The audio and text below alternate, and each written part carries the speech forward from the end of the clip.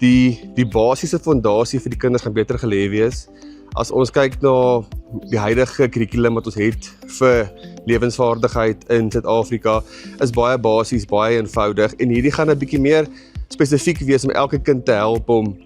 seker te maak dat die fondasie reg gelê word, dat hulle nie